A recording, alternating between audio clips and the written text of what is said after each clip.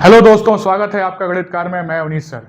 दोस्तों, मैट्रिसेस के पिछले लेक्चर में हम लोगों ने देखा अलजेब्रा ऑफ मैट्रिसेस, पर उसमें भी अभी एक चीज़ बाकी रह गई थी जो है मल्टीप्लिकेशन ऑफ मैट्रिसेस। आज के लेक्चर में हम लोग मल्टीप्लिकेशन ऑफ मैट्रिसेस तो समझने ही वाले हैं, उसी के साथ साथ हम लोग ये भी देखेंगे कि मल्टीप्लिकेशन ऑफ मैट्रिसेस का लॉजिक क्या होता है। जो भी रूल हम पढ़ते हैं उसके पीछे का लॉजिक क्या है। Multiplication of matrices. तो दोस्तों, पिछले लेक्चर में हम लोगों ने ये देखा था कि जब भी हम जैसे कोई भी दो मैट्रिक्स को अगर हम ऐड करते हैं, जैसे कि 1 2 3 4 प्लस 5 6 7 8, तो हम क्या करते थे कि हम करस्पॉन्डिंग एलिमेंट्स को ऐड कर दिया करते थे। जैसे 1 + 5 6, 6 + 2 8, 7 + 3 10, 8 4 12। तो एडिशन ऑफ मैट्रिसेस के लिए तो ये सही था, पर अगर मैं आपसे ये कहूं कि अब इन दोनों मैट्रिसेस को ऐड नहीं करना है, मल्टीप्लाई करना है, 1 2 3 4 5 6 7 8, तो क्या अभी भी हम करस्पॉन्डिंग एलिमेंट्स को इस तरीके से मल्टीप्लाई कर देंगे क्या? 5 12 21 32 ऐसे कर देंगे क्या? नहीं करेंगे। अगर बात इतनी ही आसान होती तो मैथमेटिशियंस ने रो इनटू कॉलम वाला रूल बनाया ही क्यों होता, है ना? तो इस तरीके से करस्पॉन्डिंग एलिमेंट को सिर्फ मल्टीप्लाई कर देने से हमारी मैट्रिसेस का मल्टीप्लिकेशन पॉसिबल नहीं है। अगर नहीं पॉसिबल है तो क्या पॉसिबल है और उसका रीज़न क्या है, बस हम लोग आज के लेक्चर में यही समझने वाले हैं। ठीक, तो चलिए हम लोग देखते हैं। जैसे कि आपको याद होगा, लेक्चर 1 में हम लोगों ने बात कही थी, जैसे ये समझिए आप कि कोई सिस्टम ऑफ लीनियर इक्वेशन है, 2x + 3y = 5 और x - 2y = 1। ठीक, अब जरा एक बात समझिए आप, इसमें आप देखें, अगर हम कोएफिशिएंट मैट्रिक्स बनाएंगे, कोएफिशिएंट मैट्रिक्स अगर हम लिखें, यानी कि वो मैट्रिक्स जो वेरिएबल के कोएफिशिएंट से बनी हो, कोएफिशिएंट, तो वो इसका नाम अगर हम ए कर दें तो ये मैट्रिक्स क्या है जरा देखें, x का कोएफिशिएंट 2, y का कोएफिशिएंट 3, x का कोएफिशिएंट दूसरी इक्वेशन में 1 और y का -2। और हमें दो वेरिएबल दिख रहे हैं x y, इसे हम बोल देते हैं अननोन मैट्रिक्स। इसे हम बोल दें अगर अननोन मैट्रिक्स, और इसको हम नाम दे दें x। तो इसको हमने इस तरह से लिख लिया, इसको हमने इस तरीके से लिख लिया। अब दोस्तों, आपको याद होगा कि अब बताएं ऐसा हम क्या करें कि हमको ये फर्स्ट इक्वेशन मिल जाए और सेकंड इक्वेशन मिल जाए। जो रूल ये काम करके दे पाएगा कि फर्स्ट इक्वेशन और सेकंड इक्वेशन मिल जाए, वही हमारा रूल होगा। अभी आपको समझ में आ जाएगा कि क्यों रो इनटू कॉलम वाली बात आती है। अब आप एक बात समझिए, लेक्चर 1 में हम लोगों ने ये देखा था कि मैट्रिसेस और कुछ नहीं बल्कि सिस्टम ऑफ लीनियर इक्वेशन को रिप्रेजेंट करने का एक लैंग्वेज है। तो अगर कोई matrix system of linear equation से आ रही है, तो कोई मैट्रिक्स का मल्टीप्लिकेशन भी का सीक्वेंस भी जरूर कहाँ से आ रहा होगा, सिस्टम ऑफ लीनियर इक्वेशन से ही आना चाहिए। सही बात है। और अगर ऐसा होता है तो इसके लिए हमें क्या करना होगा, बस अब हम लोग देखने जा रहे हैं कि रूल क्या होता है। तो जरा देखें, हम लोगों ने क्या देखा कि ये इक्वेशन हमारी गिवन थी। तो जरा देखें, फिर से मैं इक्वेशन लिख देता हूं, 2x + 3y = 5, x - 2y = 1। और हम लोगों, अब जरा आप देखें कोएफिशिएंट मैट्रिक्स जिसको कि हमने ए कहा, अब जरा देखें ये है 2 3 1 - 2 और x, यानी कि अननोन मैट्रिक्स जो है वो है x y। अब जरा देखें, हम इसको हम लोग इस तरीके से नोटेशन कर सकते हैं, ax = b। इसको कैसे, a को x को मल्टीप्लाई करेंगे और हमको b इधर वाली मिल जाएगी। लेकिन अब वो तरीका क्या होगा कि ax हम निकालें और हमें ये इक्वेशंस मिल जाए। तो अगर हम फर्स्ट इक्वेशन के लिए देखें तो जरा देखें क्या हो सकता है।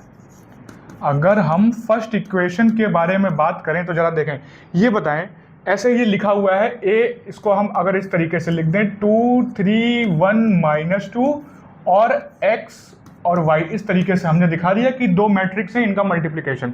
जरा देखें ऐसा क्या हम करें कि हमको 2x + 3y यहाँ पर फर्स्ट इक्वेशन के फॉर्म में मिल जाए। जरा देखें 2x हमको कब मिलेगा, जब हम इस 2 को इस x के साथ मल्टीप्लाई कर देंगे, सही है। और हमको 3y कब मिलेगा, जब इस 3 को हम इस y के साथ मल्टीप्लाई कर देंगे, और बीच में प्लस है तो यहां पर हमने प्लस लगा दिया। इसका मतलब ये हुआ कि ये इक्वेशन हमें कब मिल पा रही है, जब हम फर्स्ट मैट्रिक्स का रो मल्टीप्लाई कर रहे हैं सेकंड मैट्रिक्स के कॉलम के साथ। तो ये रीजन होता है कि कोई भी मैट्रिक्स को जब हम मल्टीप्लाई करते हैं मैट्रिसेस को, तो फर्स्ट मैट्रिक्स का रो और सेकंड मैट्रिक्स का कॉलम ही मल्टीप्लाई किया जाता है। इसी तरीके से अगर हम सेकंड इक्वेशन की बात करें, सेकंड इक्वेशन की अगर हम बात करें तो जरा देखें, हमको चाहिए x - 2y। अब जरा देखें, अब हम सेकंड रो पर आते हैं। पहले हमने देखा फर्स्ट रो फर्स्ट कॉलम, एक ही कॉलम है। अब हम देखेंगे सेकंड रो फर्स्ट कॉलम। तो जरा देखें यहां लिखा है x, ये 1 है, ये x है। कब मिल पाएगा हमको, जब हम 1 × x करेंगे, सही है। फिर हमको क्या करना होता है, प्लस करना होता है।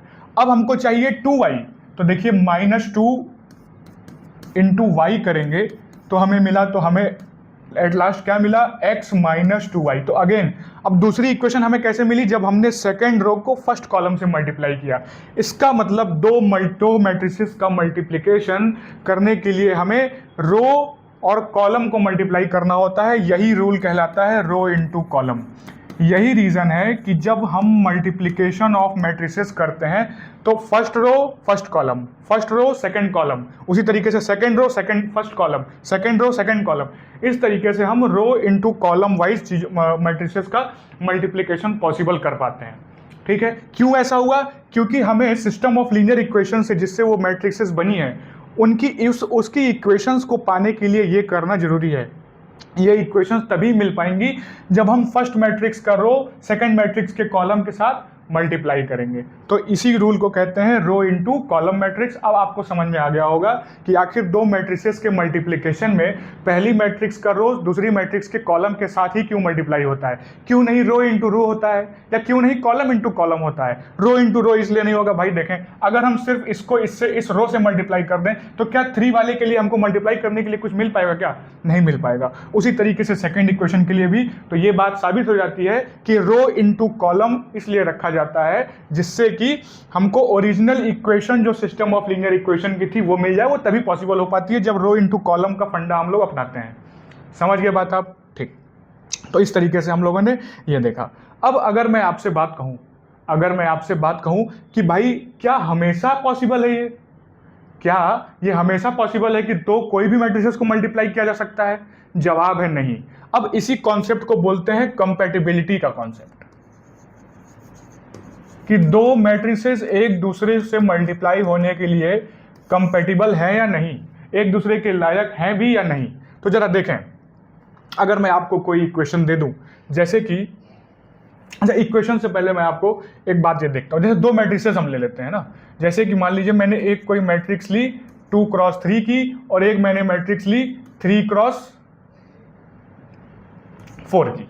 चलिए ले लेते हैं, जरा बनाते हैं पहले 2 × 3 की कोई मैट्रिक्स अगर हम बनाएं तो जरा देखें 2 × 3, 2 रो 3 कॉलम, तो हम क्या ले सकते हैं, देखें -2 1 0 2 4 3। ये हमने 2 × 3 की एक मैट्रिक्स ली।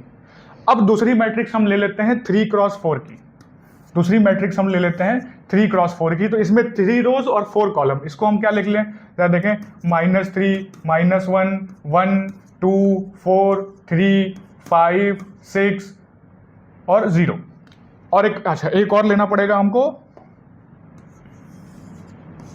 हाँ अच्छा 3 रो हो गई, एक और हमको चाहिए, क्या हम लिख सकते हैं 7 -5 और 2। चलिए ये एक मैट्रिक्स हमने ली जो इसका ऑर्डर है 2 × 3, और ये हमने एक मैट्रिक्स ली जिसका ऑर्डर है 3 × 4।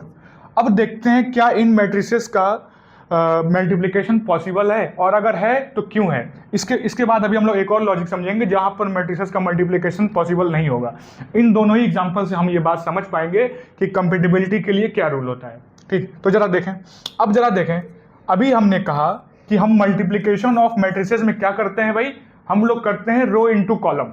क्या करते हैं, रो इंटू कॉलम। तो जरा देखें, ये रो ये कॉलम, ये रो और ये कॉलम। तो जरा देखें, हम -2 इंटू -3, सही बात है, फिर 1 इंटू 2 प्लस का साइन लगा के, प्लस 0 इंटू 5।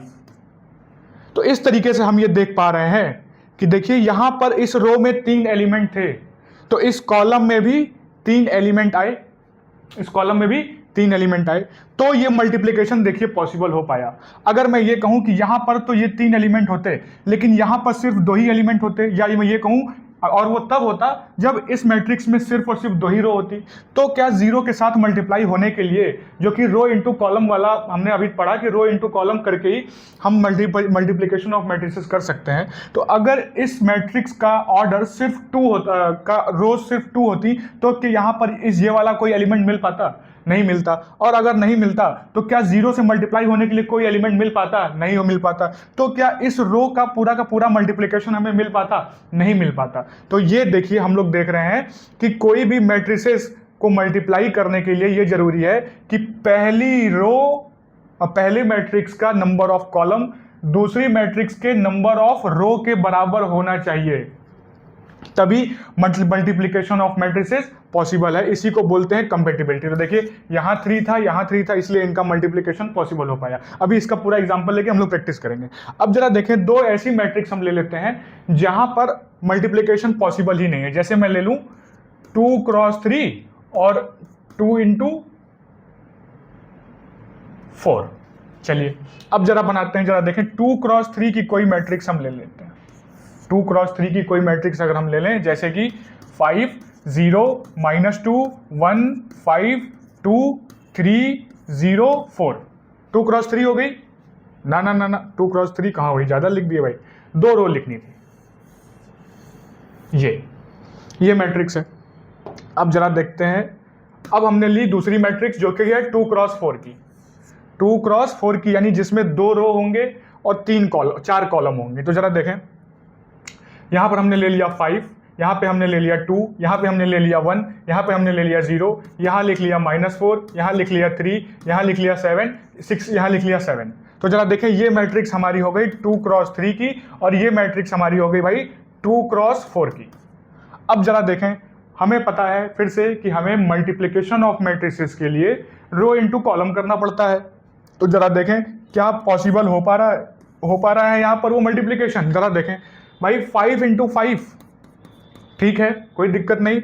0 इंटू 4, 0 इंटू -4 ठीक है, बट -2 इंटू हम क्या करें, कोई एलिमेंट ही नहीं है, कोई एलिमेंट ही नहीं है। तो हम ये देख पा रहे हैं कि इसमें जब हम फर्स्ट रो को फर्स्ट कॉलम से जब हम मल्टीप्लाई कर रहे हैं तो क्या हो रहा है, -2 जो एलिमेंट है इसका, उसके लिए हमें इसके कॉलम में कोई एलिमेंट मिल ही नहीं रहा है जिससे मल्टीप्लाई किया जा सके।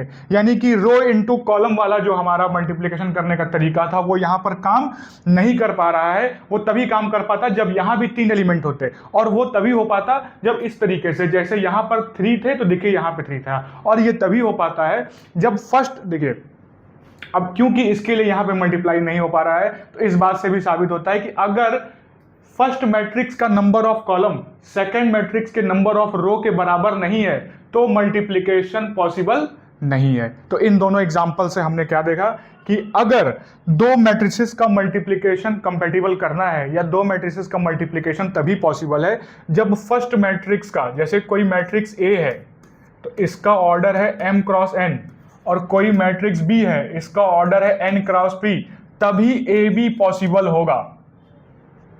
ठीक, अच्छा अब बात ये उठती है कि भाई देखें, ये वो तो बात ठीक है कि ए बी, लेकिन अब ए बी का ऑर्डर क्या होगा ये कौन डिसाइड करेगा, ए बी का ऑर्डर क्या होगा ये कैसे पता चलेगा। तो अब इसके बारे में हम लोग देखने जा रहे हैं। तो देखें, पहले हम लोगों ने क्या देखा कि जब कोई 2 मैट्रिसेस का मल्टीप्लिकेशन तभी पॉसिबल है जब फर्स्ट मैट्रिक्स का रो यानी कि जो इनसाइड वाले होंगे, इनसाइड नंबर्स क्या होने चाहिए, इक्वल होने चाहिए। ये होता है कंपैटिबिलिटी का रूल। ठीक है, यहां मैं लिख दे रहा हूं क्या है, inside numbers equal, inside numbers equal. अगर दो मैट्रिसेस हैं उनके ऑर्डर में ये जो अंदर वाले यानी कि पहली मैट्रिक्स का नंबर ऑफ कॉलम दूसरी मैट्रिक्स के नंबर ऑफ रो के बराबर है, तो वो मैट्रिसेस का मल्टीप्लिकेशन पॉसिबल है। That is number of column of first matrix is equal to number of row of second matrix. एक बार फिर से मैं देखिए रिवीजन करा देता हूं। क्या हो रहा है कि हमें करना होता है row into column multiplication of matrices के लिए। अब वो होने के लिए हम देख पा रहे हैं कि अगर पहली मैट्रिक्स का नंबर ऑफ कॉलम दूसरी मैट्रिक्स के नंबर ऑफ रो के बराबर नहीं हो रहा है, तो ये जो पहली मैट्रिक्स का जो रो है उसके लिए हमें कोई ना कोई एलिमेंट ऐसा जरूर छूट जा रहा है जिसके लिए हमें दूसरी वाली मैट्रिक्स में एलिमेंट मल्टीप्लाई होने के लिए नहीं मिल पा रहा है, यानी रो इनटू कॉलम हमारा नहीं हो पा रहा है। अब इसके लिए ये जरूरी है, वो तभी पॉसिबल हो पाएगा जब पहली मैट्रिक्स का नंबर ऑफ कॉलम दूसरी मैट्रिक्स के नंबर ऑफ रो के बराबर होगा। तो यहां से क्या रूल निकल के आया, ये रूल निकल के आया कि दो मैट्रिसेस का मल्टीप्लिकेशन तभी पॉसिबल है जब फर्स्ट मैट्रिक्स का नंबर ऑफ कॉलम दूसरी मैट्रिक्स के नंबर ऑफ रो के बराबर होगा, यानी कि इनसाइड नंबर्स इक्वल अगर उनके ऑर्डर की बात करें तो। ठीक, अब जरा देखते हैं कि ऑर्डर क्या होगा। अच्छा, ऑर्डर तो ठीक है, उसके पहले हम थोड़ा सा मल्टीप्लिकेशन ही देख लेते हैं। अब जरा सा प्रैक्टिस करके थोड़ा सा कि जरा देखें, मैं आपको एक क्वेश्चन ये देता हूं कि कोई मैट्रिक्स हम लोगों ने ली ए, है ना, इसको हम ले लेते हैं 4 6 -2 0 1 3 6 9 7। ठीक, इसका ऑर्डर जरा देखें कितना है। इसका ऑर्डर हमें मिला 3 क्रॉस 3। अब हमको अगर मल्टीप्लिकेशन दिखाना है तो हमें कोई ऐसी मैट्रिक्स लेनी होगी जिसके नंबर ऑफ रोज भी 3 होंगे, क्योंकि इसके नंबर ऑफ कॉलम 3 है। अब नंबर ऑफ रोज 3 हुए, नंबर ऑफ कॉलम बी के कुछ भी हो सकते हैं। तो जरा देखें, ये हमने ले लिया 1 2 0 -7 3 और 4। इसका देखिए कितना है, इसका है 3 क्रॉस 2। ये ऐसी मैट्रिक्स। अब अगर हमें ए बी निकालना हो तो सबसे पहले तो हम ये चेक करें कि भाई मल्टीप्लिकेशन देखिए पॉसिबल है कि नहीं। सबसे पहले आपको कंपैटिबिलिटी चेक करना है। तो जरा देखें कि ये दोनों मैट्रिसेस कंपैटिबल हैं कि नहीं मल्टीप्लिकेशन के लिए। फर्स्ट मैट्रिक्स का number of column second matrix के नंबर ऑफ रो के बराबर है, यानी कि इनसाइड नंबर्स कैसे हैं, इनसाइड नंबर्स आर सेम। इसका मतलब हम बिंदास मल्टीप्लिकेशन कर सकते हैं इन दोनों मैट्रिसेस का। तो जरा देखें क्या होता है, रो इनटू कॉलम यहां पर हम करने जा रहे हैं, रो इनटू कॉलम हम करने जा रहे हैं। तो जरा देखें, first row first column 4 × 1 plus 6 × 0 plus -2 × 3, ये हमारा हो गया ए बी का फर्स्ट एलिमेंट। अब देखते हैं ए बी का second element, first row second column, first row second column. जरा देखें, 4 × 2 प्लस 6 × -7 प्लस -2 × 4। अब जरा देखें, फर्स्ट रो के लिए दोनों कॉलम हमने निपटा दिए, इसका मतलब हमको ए बी का फर्स्ट रो मिल गया। ठीक, अब जरा देखते हैं, जरा देखें सेकंड रो फर्स्ट कॉलम, तो 0 × 1, फिर 1 × 0, फिर 3 × 3, ये हमको मिल गया सेकेंड रो का फर्स्ट एलिमेंट। अब देखें second row second column 0 × 2 plus 1 × -7 plus 3 × 4। अब ये हमारी निकल के आ गई सेकेंड रो। अब देखते हैं थर्ड रो फर्स्ट कॉलम, तो 6 × 1 प्लस 9 × 0 प्लस 7 × 3। अब ये हो गया हमारा थर्ड रो का फर्स्ट एलिमेंट। अब देखें 6 × 2 प्लस 9 × 7 -7 प्लस 7 इंटू 4। अब ये हमारी ए बी निकल के आ गई, तो इसको हम कैलकुलेट कर देते हैं और हमारी मैट्रिक्स जो है मल्टीप्लिकेशन वाली बन के तैयार हो जाएगी। देखें 4 + 0 -6, 8 -42 -8, 0 + 0 + 9, 0 -7 + 12, 6 + 0 + 21, 12 -63 + 28। तो जरा देखें हमारी मैट्रिक्स क्या बनी भाई। हमारी जो मैट्रिक्स बन रही है इसको कैलकुलेट कर दिया हम लोगों ने। 4 - 6 हो जाएगा हमारा -2। अब देखें 8, ये बचा हमारा -42, ये हमारा बचा 9, ये हमारा हुआ 5 और ये हमारा हुआ 21 + 6 27। और जरा देखें ये कितना होता है, 28 + 12 हमारा हो जाएगा 40। तो 63 - 40 हम करेंगे 3 - 23 हमारा ये आ गया। जरा देखें इस मैट्रिक्स का ऑर्डर कितना है। इस मैट्रिक्स का ऑर्डर हम देख रहे हैं 1 2 3, तो नंबर ऑफ रोज हैं 3 और कॉलम कितने हैं 2, 3 × 2। अब जरा देखें भाई, जो मैट्रिक्स ए थी उसका नंबर ऑफ रो था 3 और जो मैट्रिक्स बी थी उसका नंबर ऑफ कॉलम था 2 और जो ए बी निकल के आया उसका भी ऑर्डर क्या निकल के आया 3 × 2। और ये तो हमारी हो गई मैट्रिक्स का मल्टीप्लिकेशन और इस मैट्रिक्स का ऑर्डर कितना निकल के आया 3 × 2। इसका मतलब हम ये देख पा रहे हैं कि अगर कोई मैट्रिक्स ए है जिसका ऑर्डर है m × n और कोई मैट्रिक्स बी है जिसका ऑर्डर है n × p, तो number of column first matrix का और number of row second matrix का इक्वल होने की वजह से ये दोनों मैट्रिसेस का मल्टीप्लिकेशन पॉसिबल है, यानी वो कंपैटिबिलिटी हो गई इनकी सही। और ए बी का जो ऑर्डर होगा वो हमारा निकल के आया। जो हमारे आउटर एलिमेंट्स हैं क्या है m × p, तो ए बी का हमारा ऑर्डर होगा m × p। तो अगर हम कोई मैट्रिक्स ए है जिसका ऑर्डर है m × n और कोई मैट्रिक्स बी है जिसका ऑर्डर है n × p, तो ए बी मैट्रिक्स का ऑर्डर क्या होगा, आउटसाइड नंबर्स, आउटसाइड नंबर्स ही क्या देंगे, ऑर्डर ऑफ ए बी देंगे। ये इसका रूल हो गया।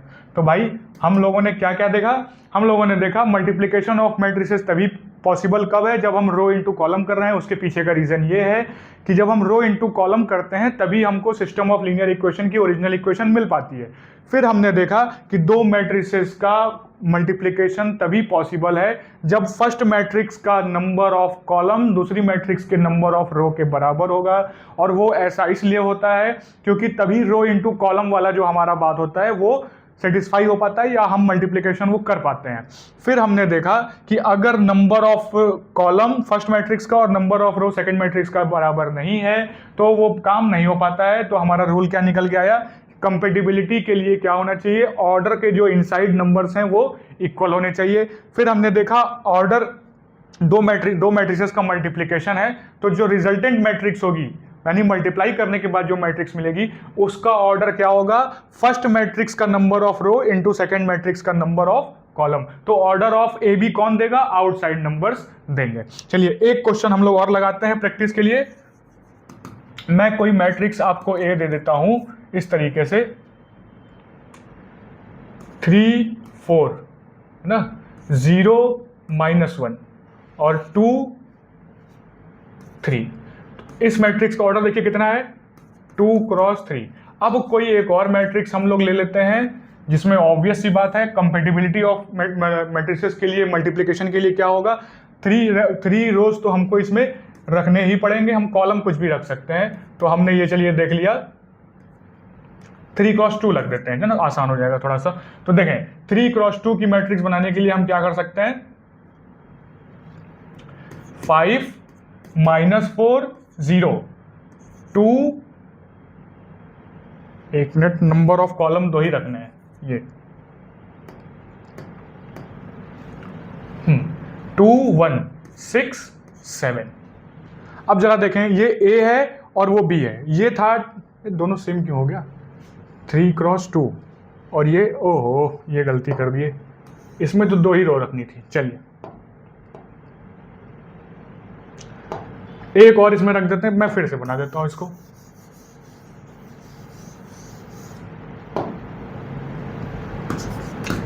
ए हमको बनाना है 2 क्रॉस 3 की, 2 रो होनी चाहिए और 3 कॉलम, 1 0 7 6 4 -3। अब ये हो गई 2 क्रॉस 3 की, 2 रो 3 कॉलम, और ये 3 क्रॉस 2 की, 3 रो और 2 कॉलम। ठीक, अब अगर हमें ए बी निकालना हो तो सबसे पहले तो चेक करें भाई कि फर्स्ट मैट्रिक्स का नंबर ऑफ कॉलम दूसरी मैट्रिक्स के नंबर ऑफ रो के बराबर है या नहीं है। तो ये कंपैटिबल होंगे, यानी कि मल्टीप्लिकेशन पॉसिबल है। मल्टीप्लिकेशन की कंपैटिबिलिटी सेटिस्फाई हो रही है तो मल्टीप्लिकेशन पॉसिबल है। अब जरा करते हैं क्या होता है, row into column, first row first column 1 into 5 plus 0 into 2 plus 7 into 6, ये हमारा हो गया फर्स्ट एलिमेंट। अब देखते हैं first row second column 1 into -4 plus 0 into 1 plus 7 into 7। अब फर्स्ट रो का हमारा हो गया काम। अब सेकेंड रो के लिए सारा काम करना है, 6 into 5 plus 4 into 2 plus -3 into 6, ये सेकेंड रो का फर्स्ट एलिमेंट। अब सेकेंड रो का second element 6 into -4 plus 4 into 1 plus -3 into 7। हमारी मैट्रिक्स बन के तैयार हो गई, बस कैलकुलेट करना रह गया है। देखें 5 0 7 6 42 -4 0 49 38 -18 -24 प्लस 4 -21। कैलकुलेट कर डालें भाई, 42 और 5 49 -49 -4 45 30 प्लस 8 38 38 और -18 हो जाएगा हमारा 20। अब ये देखें 4 और 1 5, देखें जरा 4 और 1 5 2 2 4, यानी कि -41 ये आ गया, और इसका ऑर्डर कितना आया 2 क्रॉस 2। अब जरा देखते हैं जो हमारी ओरिजिनल मैट्रिसेस थी, पहली मैट्रिक्स का नंबर ऑफ रो 2 था और दूसरी मैट्रिक्स का नंबर ऑफ कॉलम 2 था, इसलिए हमारी ए बी का ऑर्डर भी कितना आ गया 2 क्रॉस 2 आ गया। इस तरीके से हमने देखा कि मल्टीप्लिकेशन ऑफ मैट्रिसेस कब पॉसिबल है। ठीक है, प्रैक्टिस करी हम लोगों ने। अब जरा देखें जो कॉमन मिस्टेक्स बच्चे करते हैं वो क्या है भाई, जो कॉमन मिस्टेक्स आप लोग करते हैं वो क्या है,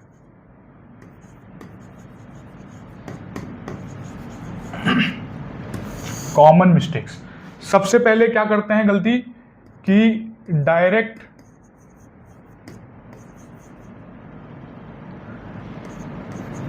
एलिमेंट मल्टीप्लिकेशन कर देते हैं करेस्पॉन्डिंग प्लेसेस पे जो होते हैं, जैसे एडिशन का होता है, वो हमको यहां नहीं करना है। दूसरी गलती हम क्या करते हैं, एडिशन करना भूल जाते हैं, मल्टीप्लिकेशन करने पर एडिशन भूल जाते हैं,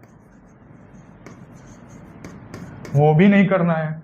फिर हम क्या करते हैं, ऑर्डर लिखने की गलती करते हैं, वो भी नहीं करना है। और उसके साथ साथ हम कैलकुलेशन भी कई बार मिस्टेक कर देते हैं बच्चे, इसमें उससे भी बचना है। ये 4 तरीके की मिस्टेक्स देखने को मिलती हैं जब आप मल्टीप्लिकेशन ऑफ मैट्रिसेस करते हैं, इनसे आपको बचना है।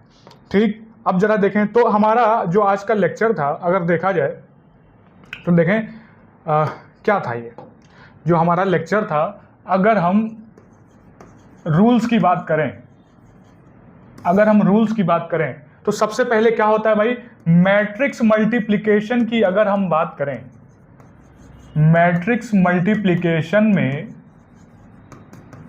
हमें करना होता है क्या, मैट्रिक्स मल्टीप्लिकेशन में हमें करना होता है रो इंटू कॉलम, रो इंटू कॉलम। अब रो इंटू कॉलम तभी हो पाएगा जब इनसाइड नंबर्स कैसे हों, check inside numbers, check inside numbers equal है या नहीं।